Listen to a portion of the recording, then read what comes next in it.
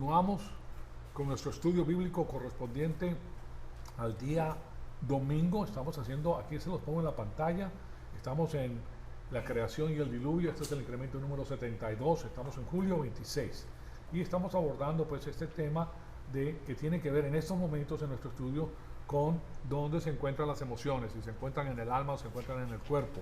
Y hemos pasado por una serie de factores interesantes para dejarnos saber que en realidad de verdad, lo que se ve en el Antiguo Testamento acerca de Dios, cuando se habla de la ira del Señor, del amor del Señor, etcétera, estamos hablando de figuras de dicción. Cuando se habla de la ira del Señor, como les comenté en la clase anterior, estaba diciendo que le arde la nariz a Dios. Esa es lo que pone escrito y está traducido como la ira. Pero Dios no tiene nariz. No tiene, o sea que Dios no puede tener las emociones que tiene el hombre, porque Dios sabe todas las cosas simultáneamente. Él ha sabido toda la historia del hombre desde el comienzo hasta el fin. Él sabe todo lo referente a la creación. Él sabe cuántas estrellas hay en el cielo. Él sabe cuánto espacio se necesita. Él sabe todo. Entonces Él no puede sentir las emociones que nosotros sentimos. Y eso ubica las emociones no en el alma, porque está hecha a la imagen y semejanza de Dios, sino en el cuerpo. Entonces ahora estamos viendo la distinción que existe entre el alma y el cuerpo. ¿Okay? Pero también vemos la correspondencia que tiene el alma con el cuerpo.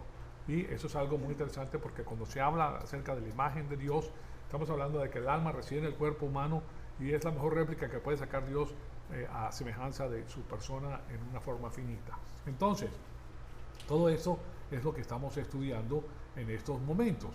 Y claro, es muy interesante porque lo que hacemos es que llegamos a un nivel de profundidad que muchas veces no se encuentra en las iglesias. Pero nosotros, a medida que conocemos, miren, lo que hace la información más profunda es que cementa aún más fuerte nuestra fe en el Señor. Sabemos a quién servimos, pero a un nivel mucho más unido, más pequeño.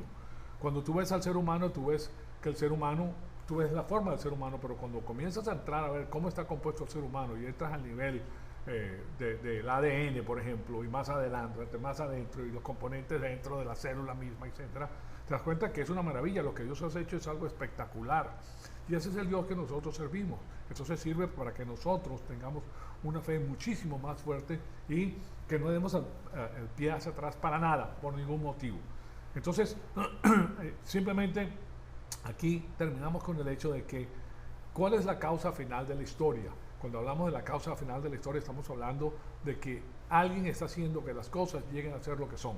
Y hay dos seres en la historia, o dos entidades que pueden hacer eso: el hombre o Dios, o los dos. ¿Okay? Porque el hombre tiene libre albedrío, y yo les he comentado de que el hombre está aquí para resolver el conflicto angélico. O sea que Dios hizo al hombre para contestarle a Satanás cosas que Satanás pensaba que eran de una manera, pero Dios se muestra con el ser humano que no son así. Entonces, ¿cuál es la causa final de la historia? Estamos hablando de la causalidad. ¿Okay? Y el motivo que estamos hablando de la causalidad es porque hay una reciprocidad entre Dios y el alma del hombre. Que es hecho el alma, la imagen de Dios. Entonces, aquí va este asunto. Ha habido muchos atentados para definir el significado de la causalidad: el libre albedrío y la soberanía. El libre albedrío del hombre y la soberanía de Dios. O sea que estamos hablando, cuando hablas de la soberanía de Dios, se está hablando del libre albedrío de Dios, de lo que Él quiere. Él es el soberano. Todo lo que Él decide es lo que se hace. ¿Sí entienden eso? O sea, Dios decide y se hace. Y si persigues el asunto de la soberanía o de la decisión del libre albedrío hasta su fin, por parte del ser humano, terminas con el determinismo. Determinaste a hacer algo. Ese es el problema con el hipercalvinismo, como les comenté antes de cerrar la clase anterior, que en el hipercalvinismo las personas que se aferran a esto dicen que a la final la soberanía de Dios es la que manda y el hombre no tiene que ver nada con el asunto, que Dios le toca a ciertas personas para que sean creyentes y a las otras no las toca. Y no importa cuánto tú quieras, no vas a entrar porque Él no te eligió en la eternidad pasada. ¿Te das cuenta? Y Él utiliza una serie de versículos bíblicos. Nosotros sabemos que eso no es así. Dios supo quién iba a creer y quién no iba a creer, pero no se metió con el libre albedrío de ellos. ¿Me explico? Entonces, es algo muy interesante. No importa cuánto hable acerca del hecho de que a la final Dios es un Dios personal, amoroso, que determina todas las cosas, y por eso lo que tú pidas o lo que tú sientas no tiene que ver nada con el asunto. O sea que, según esto, tú ni siquiera tienes que ir a evangelizar, porque ya sabe Dios quién iba a traer y quién no iba a traer. Entonces echa abajo el evangelismo. ¿Se dan cuenta? ¿Por qué? Porque ya Dios determinó quién iba a ser y quién no iba a ser. Entonces, claro está que terminas con el asunto de que no tienes opciones y tampoco tienes una verdadera contingencia en la historia humana. Entonces, la conclusión es que simplemente tienes un Dios que al final determina todas las cosas y la escogencia simplemente es una apariencia o ilusión que en realidad tú no estás tomando esa decisión que piensas que estás tomando. Simplemente es un tipo de apariencia psicológica. A esa conclusión tienes que llenar si entras en el hipercalvinismo, que Dios es el soberano de todas las cosas y no cabe nadie con su propio libre albedrío. O sea, que eso no es verdad. Lo que tú piensas y lo que tú estás haciendo, pues eso no sirve de nada porque Él a la final determina. Pero el problema teológico es el siguiente. Si no hay contingencia, entonces cuando Jesús vino en el primer advenimiento y le ofreció el reino a Israel, entonces esa no era una oferta real. ¿Te das cuenta? Porque ya Dios sabía que lo iba a rechazar. Entonces no era una oferta real. Eso significa que es un engaño. Entonces, porque Dios determinó que en la eternidad pasada Israel iba a rechazar esa oferta. ¿Se dan cuenta? Y eso se acomoda entonces muy bien con la teología de reformada y del reemplazo, porque ellos tienen un punto de vista muy angosto acerca del plan y el propósito de Jesucristo en el primer advenimiento. Fíjense todo lo que hace eso. Yo les digo esto porque la iglesia está plagada con este tipo de personas que piensan eso, sobre todo en el campo calvinista. Recuerden que hay dos campos fuertes, el arminismo y el calvinismo. ¿Okay? Y nosotros estamos en la mitad de los dos, quiero que sepan. Porque uno se va para un lado y el otro para el otro lado. Pero cuando escudriñas la palabra te das cuenta de que no, ellos no tenían suficiente información en esa época para llegar a esta determinación. Entonces, esto se acomoda muy bien con la teología reformada y del reemplazo. Porque ellos tienen ese punto de vista tan angosto de lo que es Jesucristo. Y si en realidad no era una oferta real, entonces lo que hizo nuestro Señor Jesucristo cuando viene a la faz de la tierra y su evolución negativa fue determinada en la eternidad pasada, entonces eso es consistente con el punto de vista de la teología del reemplazo. Y claro está, Israel ahora está fuera del plan completamente, porque Dios sabía que ellos iban a rechazarlo. Entonces por eso ahora la iglesia lo utiliza, la iglesia católica utiliza eso para decir que ellos son el reemplazo de Israel, que Israel no tiene que ver nada con el asunto. Ahora, el punto de vista dispensacional, que es al cual nosotros nos apegamos, a pesar de que muchos dispensacionalistas salen de una herencia calvinista, porque de ahí vienen, esos teólogos reconocían la contingencia legítima, la contingencia que tiene el ser humano para tomar sus propias decisiones. Ese es el motivo por el cual hay una tendencia o una actitud casi esquizofrénica entre los dispensacionalistas acerca del libre albedrío y a la soberanía. Y se debe a que ellos tienen que admitir que hay una contingencia real y genuina en el plan de Dios. Para el hombre, tú vas a escoger lo que tú quieres. Y la oferta de Jesús fue contingente en el libre albedrío de Israel. Él ofreció porque Israel podía adoptar o rechazar. Ahora, una gran porción del pueblo de Israel, un porcentaje, lo aceptó. Pero los líderes políticos que llevaban pues las riendas fueron los que influenciaron al resto del pueblo judío para no aceptarlo. Pero hubieron muchas personas que sí lo hicieron. Y entonces el asunto es que, según ellos, pues, Israel no tenía esa opción, pero sí la tenía. Que Dios tiene un propósito y un plan mayor para la raza humana que simplemente la salvación. O sea que este es el problema con la teología reformada. Limita el plan de Dios y los propósitos de Dios en la historia a la soteriología, que es la salvación. Pero la soteriología no cubre todo. ¿Okay? Tienen que tener eso en mente. Ahora, no cubre, ¿qué es lo que no cubre? Pues no cubre el propósito y el plan de Dios para los ángeles.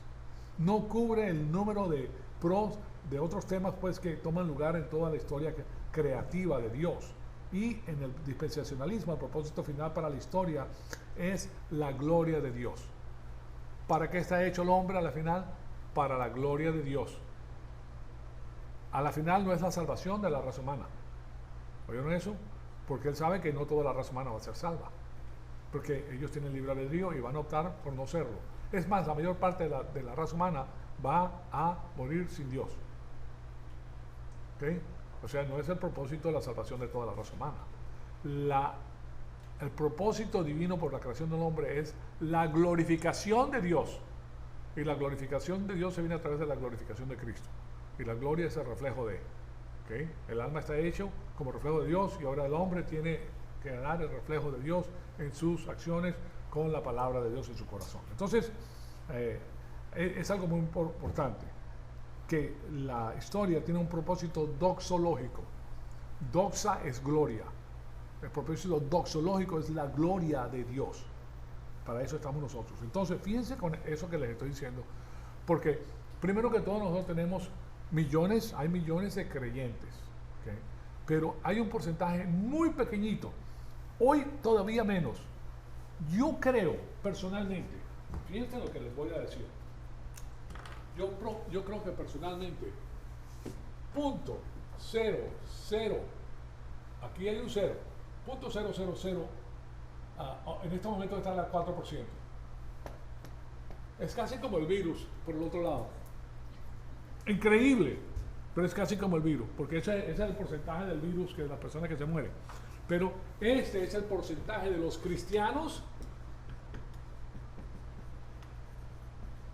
que glorifican a Dios.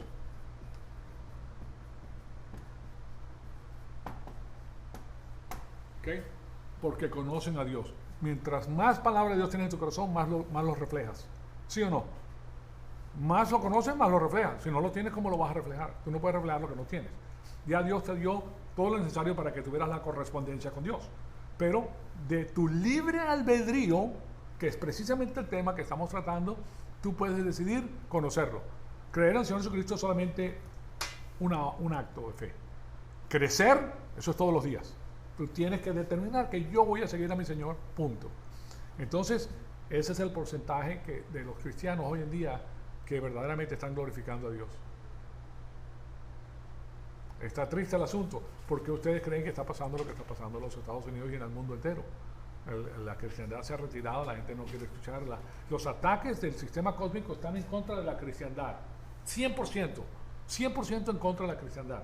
Fíjense cómo están quemando iglesias, están quemando estatuas, están haciendo cosas según lo que ellos perciben que es la cristiandad. ¿Se dan cuenta? Pero la mayor parte de las personas, con el miedo, yo he visto iglesias con un miedo impresionante. Allá, no se reúnen, es más, hay muchas iglesias que están cerradas, no se reúnen. No, que lo vamos a hacer por internet, porque, es más, habla con una persona por teléfono y terminan de hablar y limpian el teléfono para que no se le pegue el virus. ¿No han visto personas manejando su propio carro con la máscara? Están respirando sus propios desechos, porque son cuando tú expiras, es desechos que estás echando, y eso te los vuelves a tragar, y los vuelves a echar y los vuelves a tragar. Imagínate si tú te comes todos tus desechos, ¿okay? Serías un come desecho, ¿okay? Como dicen en Cuba, ¿okay? Si a la gente no llama porque tiene miedo que respire Sí, por cable, por teléfono. O sea que es una cosa increíble, pero eso es lo que está pasando. El miedo está cundiendo. ¿Cuál es la carta mayor de Satanás? Miedo. ¿Dónde está muerte tu aguijón? ¿Verdad? Eso es lo que dice la Biblia. O sea que es algo muy importante, que hay que pensar en estas cosas. Entonces,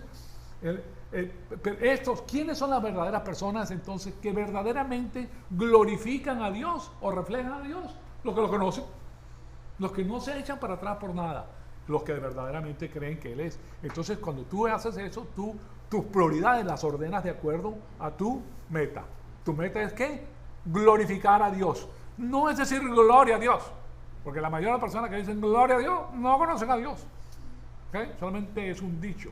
Pero el que lo conoce está calmado, tranquilo, tiene la paz que Dios le da. Entonces, o sea que tenemos cierta consistencia cuando el pensamiento dispensacional es aplicado. Aquí hay una contingencia real en la oferta del reino a Israel, lo cual indica que el pueblo tuvo la oportunidad de escoger o rechazar al Mesías, y a la final eso conduce a ser consistente con el plan dispensacional multipropósito de la glorificación de Dios. Él está permitiendo que la persona escoja glorificarlo o no. Por eso le pide al pueblo de Israel que lo ame con todo su corazón, con todo su alma y con toda su fuerza. Por eso. Y sigue vigente eso hoy. Aquí estamos nosotros para amarlo con todo nuestro corazón, con toda nuestra alma y con toda nuestra mente. ¿Qué pasa cuando una persona ama a otra persona? ¿Quiere estar separada de ella? No, quiere estar ahí al lado con él, disfrutando todo lo que se... Es más, quieren conocer las cosas juntos, viajar juntos, hacer todo juntos. ¿Okay? Y son dos seres humanos que son imperfectos. Pero ahora cuando hablamos de Dios, que estamos hablando de lo máximo, lo mejor que ha existido, imagínense ustedes. Entonces, esto incluye, claro está, la soteriología, que es la salvación. pero abarca muchísimo más. El problema que tenemos en la historia es que nuestro entendimiento de la contingencia es payo, la contingencia humana. Cuando hablamos de contingencia, aquí tú tienes opciones. ¿Okay? La contingencia regresa a la idea de la causalidad. Causalidad, no casualidad, causalidad de nuevo. Por ejemplo, para citarles a Aristóteles, en su filosofía, y con esto no estoy diciendo pues que él estaba correcto, solamente le estoy diciendo porque era un gran pensador. Él señalaba algo que necesitaba entenderse en lo que corresponde a lo que nosotros pensamos acerca de la causalidad final. Entonces él tiene una buena explicación porque como pensador pues él profundiza el asunto. Entonces y a veces utilizamos esto para ver cosas que nosotros tenemos o necesitamos explicación.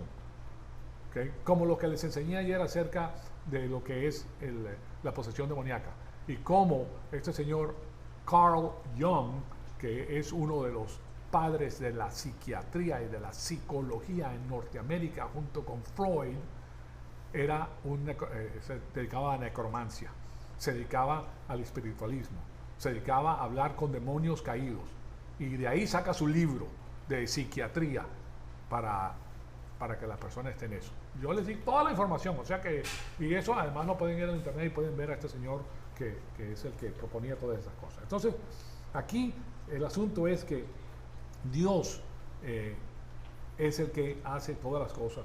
A la final es su soberanía la que cuesta, pero dentro de su plan, Él tiene algo maravilloso. Entonces vamos a ver lo que dice este señor Aristóteles para darnos una explicación interesante. ¿Es Dios ¿Es el hombre o puede Dios en su grandeza incluir diferentes tipos de causalidad para que Él sea la causa final? Pero Él permite una contingencia real en la causalidad de la criatura. ¿Permite Él eso? Bueno, eso es lo que Aristóteles dijo que había 4 clases de causas. Simplemente es una explicación como casi matemática, ¿ok? Para que ustedes entiendan el asunto de la causalidad. ¿Okay? Primero que todo, la causa material. O sea, si ustedes van a construir una casa, la causa material sería los materiales de construcción. ¿Ok? Vamos a verlo de esa manera para que ustedes lo entiendan. Y el interés mío es que estas cosas queden sumamente claras en nuestra mente para saber de lo que estamos hablando. Entonces, hablando del primer punto de la explicación de Aristóteles, ¿okay? De la causa material, que es la causa material. Causa material. Entonces la causa material es que para construir la casa tienes que tener ¿qué? Los materiales para construir la casa. Entonces tienes que tener los materiales. Tienes que tener cemento, tienes que tener ladrillo, tienes que tener tubería, tienes que tener cables, tienes que tener aire acondicionado, tienes que tener luz, tienes que tener, o sea, todo lo necesario para que eso entre en la casa y tengas tu casa. Primera causa. O sea, hablando de causalidad, ¿qué es lo que causa? El segundo tipo de causalidad sería la causa eficiente. Entonces, número 2, la causa eficiente. ¿Y a qué se dirige esto? Para la construcción de la casa, seguimos con la casa. Esto sería el edificador, ¿ok? El que está causando que la casa sea construida. Entonces aquí está hablando de la persona que la está construyendo. ¿Es la persona o el grupo de personas? Más las personas que están con él, los trabajadores de él que están construyendo la casa.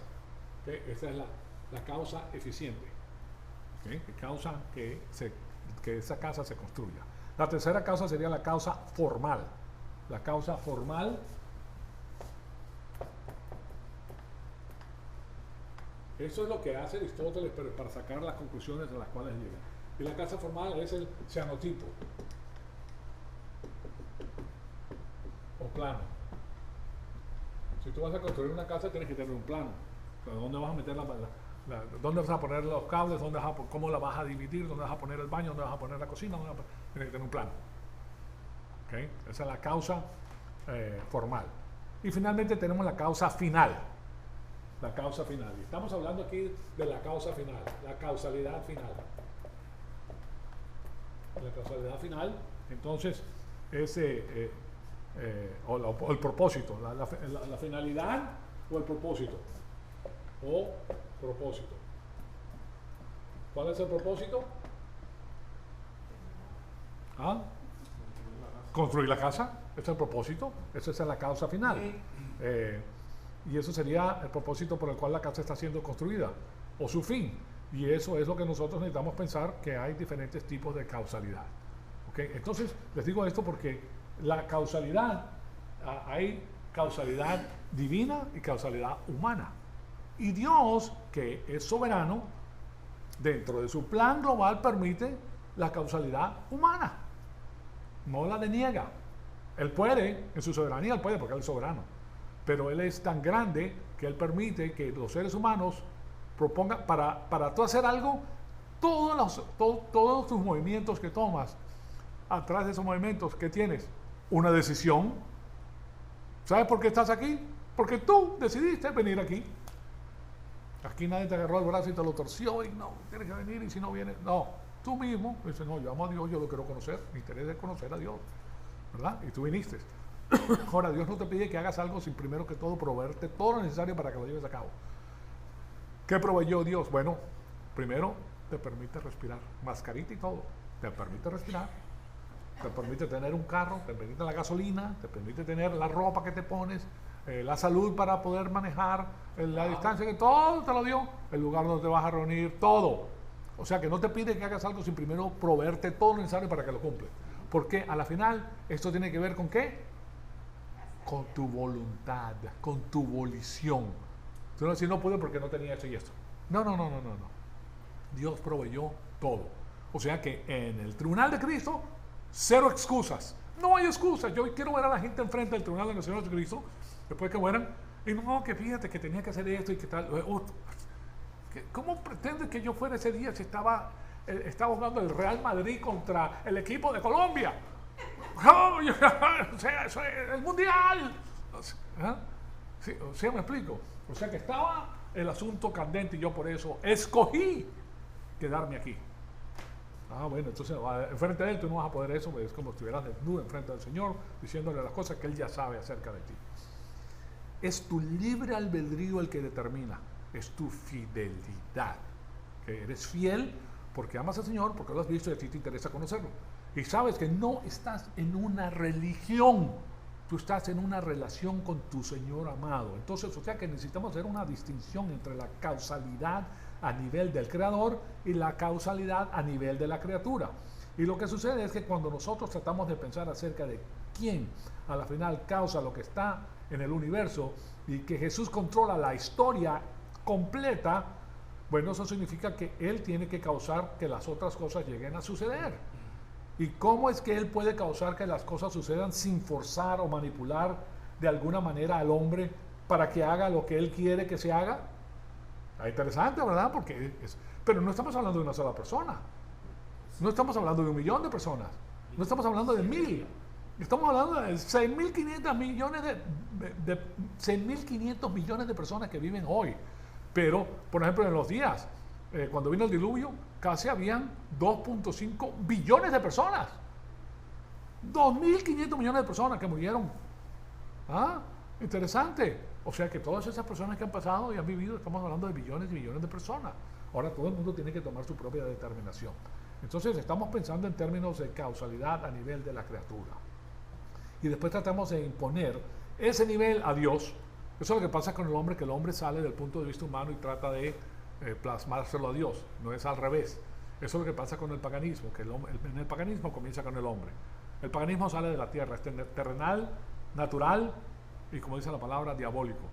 En Santiago 3:15, ahí dice, el conocimiento del hombre es natural, ¿ok?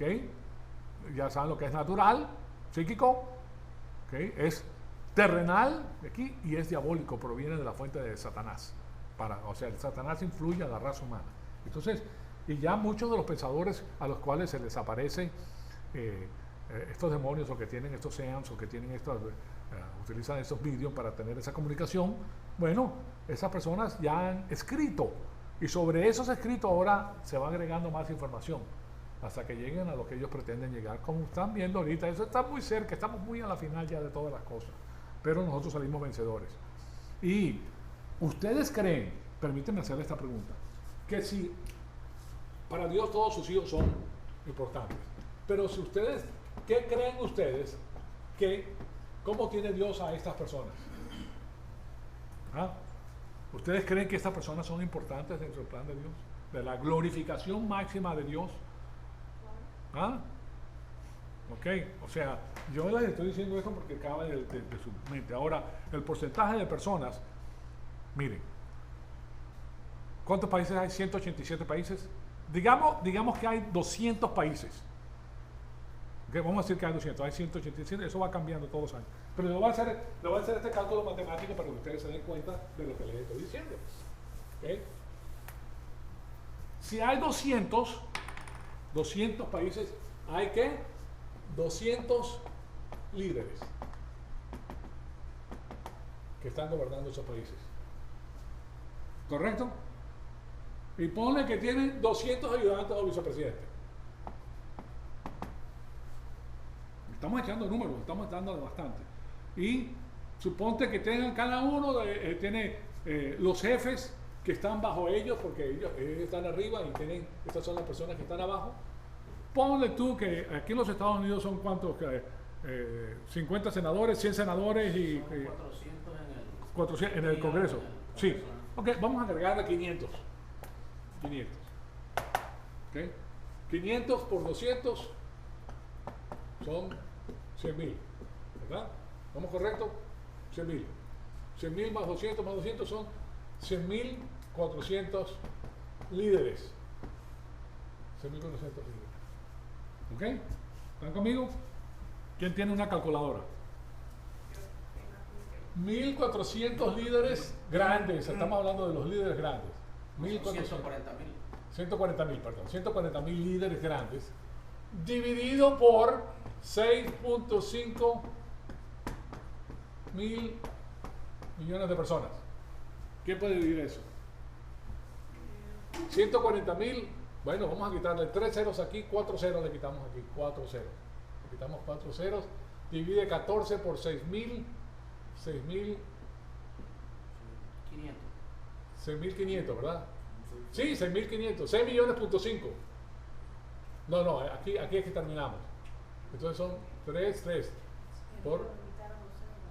¿Cuántos son? Le quitamos 4 ceros al asunto y aquí le quitamos 4 ceros. Entonces son 14 dividido por 650.000. 0.00021.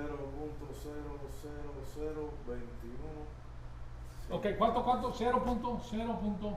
3 ceros más. 21. Por ciento. Eso es entre toda la población del mundo. De toda la población del mundo, .00002 son los líderes mundiales. ¿Cuántos son los que le dije? .0004 de los creyentes son los maduros. ¿Sí están viendo el asunto? Nosotros regresamos a gobernar con el Señor Jesucristo. ¿Okay? Eso es una garantía. Tienes garantías en el mundo que te las da Montgomery Ward. ¿Se recuerdan de Montgomery Ward? Se fue a la quiebra. No hay más Montgomery Ward garantizado. Cómprame la nevera y yo te la garantizo por 20 años. No duró. Se fue. Sí, ¿verdad? Ya no existe. Sears está por irse. ¿Ah? Service Merchandise. ¿Quién? Service Merchandise. Service Merchandise también. Nosotros te damos. Sí, ellos son los que te dan a ti la gran garantía. Aquí la garantía es Dios, el Todopoderoso que no miente. Tú vas a estar perdiendo el tiempo con el mundo y con el miedo que te da la gente, que no. Lo primero que puedes hacer es que no vas a reunirte en desobediencia a la palabra de Dios que dice no olviden de congregarse como es costumbre de algunos. ¿Ok? O sea, tenemos que ver las cosas de la manera correcta. Si la vemos de la manera correcta, se acaba el problema. Nosotros servimos al Todopoderoso. Ahí hicimos los cómputos, los hicimos nosotros aquí, descubrimos esto nosotros mismos. ¿Ok? Bueno, de ahí saquen ustedes conclusiones propias, ¿verdad? Entonces estamos pensando en términos de causalidad a nivel de la criatura y después tratamos de imponer pues ese nivel a Dios, porque ese es lo que hace el paganismo, que comienza con el hombre y se lo pone a Dios. Lo que tenemos que darnos cuenta es que existe una diferencia en los niveles de causalidad. De manera que Dios, como el creador, puede predominar y anular la historia sin tener que a la misma vez predominar y anular las decisiones de la criatura. Él no está anulando las decisiones que toma Satanás y su organización, los ángeles. No, él permite, tú dale. Aquí yo soy el Todopoderoso, yo sé las cosas desde el comienzo hasta el fin. Pero el hombre en su arrogancia, siguiendo los pasos de Satanás, cree que eso no existe, que eso lo deniega. El hombre está denegando la voluntad de Dios. Por el otro lado es una cosa impresionante, porque solamente Dios puede denegar la voluntad del hombre. O sea, puede denegar las decisiones del hombre al final hasta que él llegue a tener lo que quiere. Pero es el hombre ahora el que quiere denegar la voluntad de Dios en el paganismo. Me dan cuenta, está al revés. Entonces, eso no va a una conclusión que sea buena para nadie. Entonces, Dios puede incluir un plan que sea tan amplio como para incluir las contingencias reales por parte de las criaturas y todavía producir el resultado final que desee sin tener que entrar y manipular o forzar al hombre a hacer lo que Dios quiere que él haga. No se mete con tu libre albedrío, básicamente, ¿ok? O sea que la soberanía de Dios, que es el lugar donde se encuentra la voluntad divina, entonces corresponde a la abolición humana. Nosotros somos hechos precisamente para resolver ese problema y es algo extraordinario. Por eso es que Dios, mire, nos dice a nosotros, si tú mantienes tu volición en donde tiene que estar, Él te dice, en pocas cosas has sido fiel, sobre 10 ciudades te pondré. ¿No? ¿Quién te lo está diciendo? Dios. No, yo no estoy inventando eso porque no puedo inventarlo. ¿Okay? Es Dios el que te lo está diciendo. Entonces, hoy en día, ¿saben lo que está pasando? Permítame decirles lo que está pasando en el sistema económico. El oro subió a $2,000 ya. La monedita de oro, $2,000. ¿Okay? Cuando recién comenzó, bueno, yo me recuerdo cuando compré un par de moneditas a 900 y pico de dólares. Ya está en $2,000 la misma moneda. La inflación viene para abajo. ¿Y ustedes se dan cuenta qué caro está todo? Está todo carísimo, carísimo, está subiendo a toda velocidad. Va a subir más rápido todavía porque siguen imprimiendo más dinero, trillones de dólares. Señores, $1 trillón llega, $1 trillón es paletas completas de billetes de 100 que cubren un campo de fútbol. Eso es $1 trillón. ¿Ok? ¿Y eso? No. ¿Necesitas dinero? Lo imprimimos, toma dinero. Entonces, claro, está, hay mucho dinero. Y la gente de los otros países, ya el dólar ha caído en contra de las monedas externas. ¿Okay? Ya ha caído. Y ahora la moneda que antes costaba $11 de plata, ahora vale $23. Hoy, $23 y sigue subiendo. Eso significa que el dólar se está viendo hacia abajo. Entonces, ¿qué pasa con las personas? Porque si tú tienes ahorros y antes podías comprar, con $10 podías comprar, suponte, 3 libras de carne. ¿Ok? Para comprar 3 libras de carne, ahora no está hablando de hamburguesa, la hamburguesa está a $5 en la libra, $3.80 en la libra, algo así. ¿Ok? Entonces ahora te vale $30, $40 las mismas 3 libras. ¿Qué pasó con el valor adquisitivo de la moneda? Se perdió. Te sacan taxes por un lado y por el otro lado te quitan el dinero. Ahora, si tú tienes, eso ponle, estamos hablando de $10. Suponte tú que tengas $10,000. ¿Okay? Esos $10,000 ahora compran el 33% de lo que compraban antes. ¿Sí me explico? ¿A ti te parece? No, todo está bien. No, esto se viene abajo, señoras y señores. Entonces, ¿qué hace la persona? Yo quiero invertir en algo. ¿Dónde puedo poner el dinero para que no se me esfume? Porque se te va a esfumar. ¿Okay? Si te guardaste $60,000, te los robó el gobierno con la inflación. ¡Pah! Se fueron. Ya los $60,000 que tenía, ahora te compran lo que compran $5,000 el día de hoy. ¿Sí me explico? Entonces las personas dicen, bueno, tengo que invertir en algo. ¿Qué hago? ¿Compro terreno? ¿Compro una vaca? ¿Compro gallinas? ¿Qué hago con el dinero? El poco dinero que tengo. Está pendiente en qué tienes que invertir. Para eso por un momento y vete a la parte espiritual. ¿Dónde está la mejor inversión que puedes hacer en la faz de la tierra? Con la palabra de Dios. Es eterno. El cielo y la tierra pasará, pero mi palabra no pasará, dice el Señor. Eso te lo llevas contigo eternamente. La mejor inversión que nosotros podemos hacer es venir a la iglesia. La mejor inversión que tú puedes hacer, no hay inversión mayor que esa, porque no solamente tienes esas promesas divinas que Él no se puede negar a sí mismo, porque Él es inmutable y Él es veraz, es parte de lo que Él es, sino que te las cumple y además te protege mientras estás aquí en la faz de la tierra. ¿Se dan cuenta? Entonces, pero no, el ser humano, no, yo sigo allá afuera con con las otras ovejas, pensando que el mundo te va a hacer esto y te va a hacer aquello y lo vas a arreglar aquí, vas a arreglar allá. ¿Ah? Y ahí está, y ahí te quedaste pensando pues hasta que te quemaron y quitaron todo lo que tú tuvieras o lo que tienes. ¿Por qué? Porque eres una oveja, ¿ok? Y te la van a quitar. Sépalo o no lo sepas, te lo van a quitar. ¿Okay? Esto está planificado por arriba, no por nosotros. Nosotros simplemente opinamos. Nosotros somos los opinadores. Y opinamos con conocimiento diminuto. Con lo poquito que tenemos, opinamos. Oh, tenemos grandes opiniones. Sí, oh, sí, unas opiniones increíbles. Pero ¿de qué te sirven a la final? ¿Verdad? Te sentiste bien porque tú sí tienes emociones. ¿Okay? Te sentiste bien cuando dijiste las cosas, pero a la final, ¿qué? ¿Resolviste algún problema con eso? No. Ninguno. ¿Ok? ¿Sí? Con la palabra de Dios tienes lo mejor y lo máximo. La paz, la tranquilidad. Él te va a guiar a ti. Y a la final, el tiempo es cortito. Para mí, pues, se está yendo más rápido todos los días. Es una cosa increíble. Te levantas, ¡pah! Ya se acabó julio. Es rapidísimo. Tú sabes que Sí, cortito, se va rapidísimo. Rapidísimo. Ahora, fíjense ustedes que la eternidad es para siempre. ¿Dónde están tus inversiones? ¿Sí? No, es que yo soy oveja de Mensópolis. Yo vengo de Mensópolis. No solamente soy oveja, sino que vengo de Mensópolis. O sea que sigue con la mensopolidad. Bueno, a ver dónde termina. Bueno, total, yo lo que quiero decirles es que nosotros somos muy canijos en ese sentido y no vemos las cosas como son. Por eso yo digo que la iglesia debe estar repleta. Aquí, que no quepa la gente. Reventándose debería estar. Que 6 pies de 6 pies nada. Todos llenos, todos llenos. No, bueno, cada uno hace lo que le parece. ¿Okay? Entonces, la conciencia humana es donde nosotros almacenamos nuestras normas y estándares. Antes de la caída, los únicos estándares que Adán tenía eran los estándares absolutos que fueron provistos por Dios para él. No había otro. Y esos estándares reflejaban la actitud y la justicia absoluta de Dios.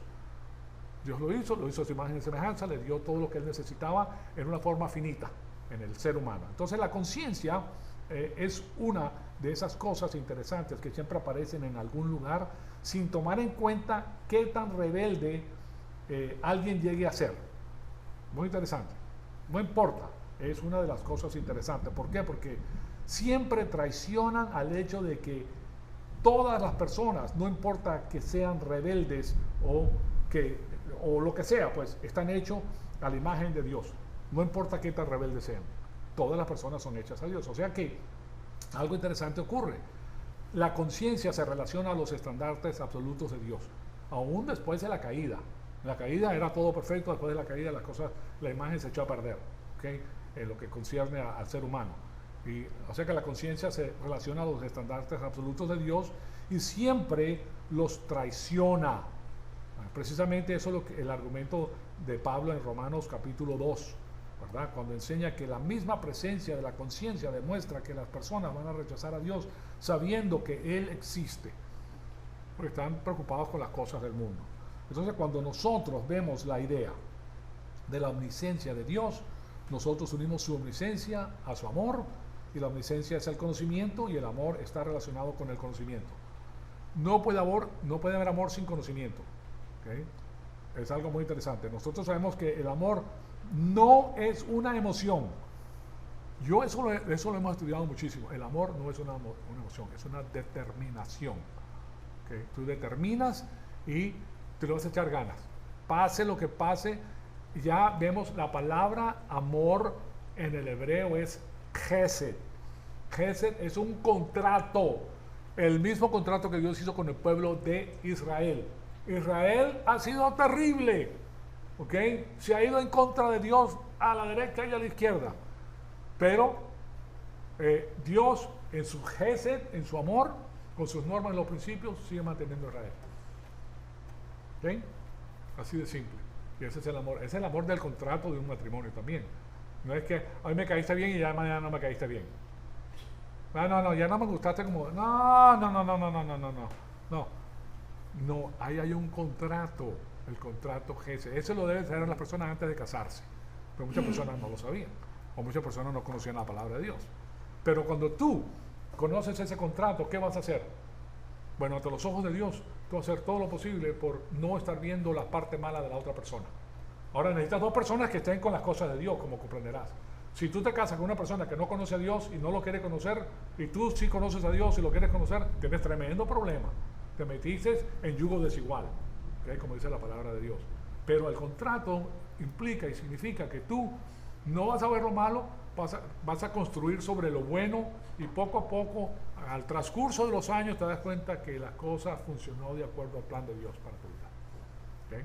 Pero eso tienes que aprenderlo. Si no lo aprendes, no hay nada que hacer. La cosa está muy difícil. Eso me está indicando que se nos acabó el tiempo.